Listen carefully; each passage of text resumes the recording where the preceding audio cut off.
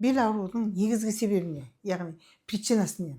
Ауыр көтеру, омыртқаны көп қимылдатпау, ауыр көтеріп, оның кейін мына омыртқа былай тұрса, мына жақтағы бірдеңені бүйтіп тұруға ерінеміз де бүйтіп қисайып аламыз.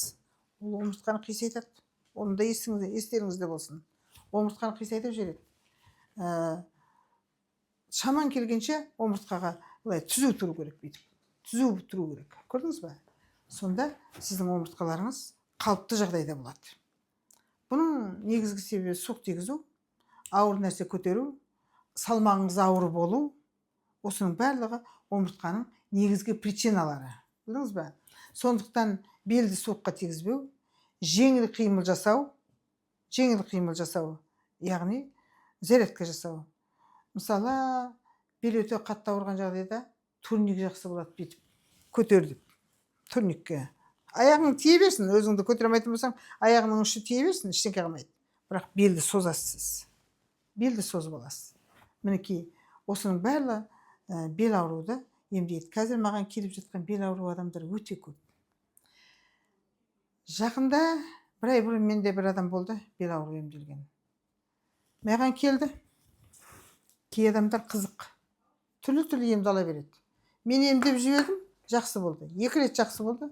Аяққа барды да, ыстық басты, үйіне барады, ыстық басады, компресс жасайды, тағы бірдеңке істейді. Я болмаса 2 ортада сынықшыға барып келген. Ол сынған жоқ қой айналайын.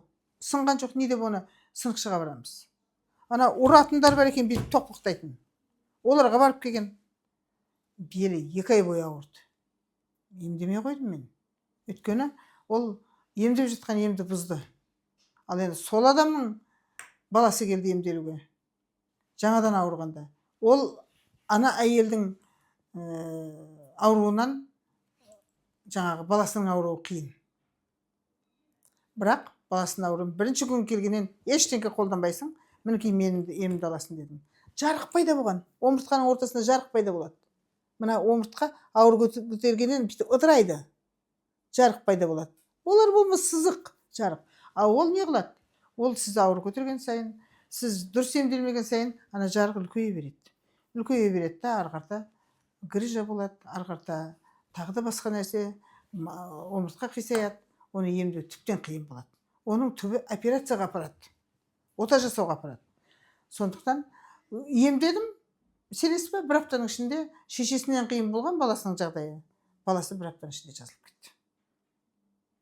Кейбіреу емді айтасың, соны әлі қоя қоймайды дейді да, үстісін ала береді, сөйтеді да, жаңағы омыртқаның ортасындағы кәдімгі грыжа болсын, басқа болсын, ісіп кетеді ол, ісініп кетеді.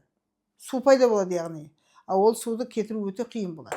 Сөйтіп ауруларын асқындырып алады. Сондықтан омыртқа ауруы бар болатын болса, грыжа болатын болса, омыртқа протрузиясы болатын болса, омыртқа жарғы болатын болса, бізге келсеңдер біз емдейміз. Маған сол үшін мені жоғалтпау үшін тіркеліп қойыңызшы. Тіркеліп қойыңыз. Бір-біріңізге интернет желісінде бөлісіңіздер. Мен тәжірибемде өте көп, өте жақсы болған адамдар өте көп дегім келеді. Аман сау болайық.